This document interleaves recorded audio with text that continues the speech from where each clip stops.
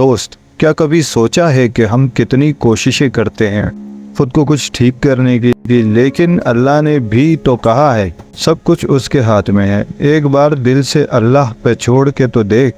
تو یہ بات تو سب جانتے ہیں کہ زندگی میں پریشانی آتی ہے، کبھی کام نہیں بن رہا، کبھی نیند نہیں آتی، کبھی ہم اتنے پریشان ہو جاتے ہیں کہ جسمانی طور پر بھی متاثر ہو جاتے ہیں، جیسے پیٹ میں درد یا دل میں گھبراہٹ۔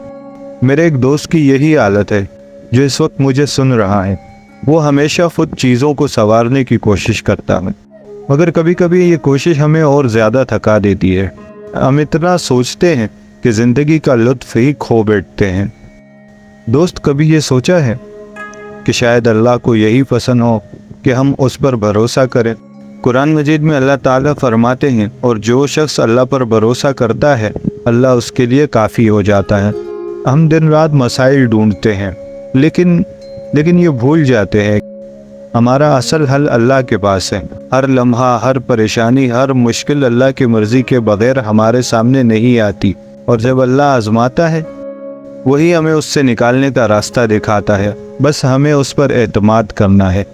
جب بھی کوئی پریشانی آئے، ایک لمحے کے لیے رک جاؤ اور اپنے دل سے کہو، اللہ میں اپنی مشکل تیرے حوالے کرتا ہوں۔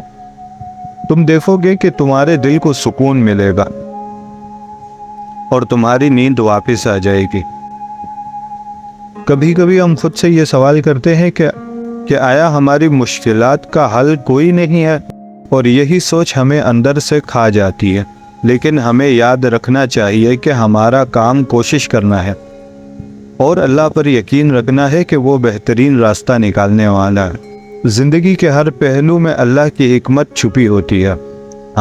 ہم جتنی بھی کوششیں کر لیں، حقیقی سکون اللہ کے بھروسے میں ہے۔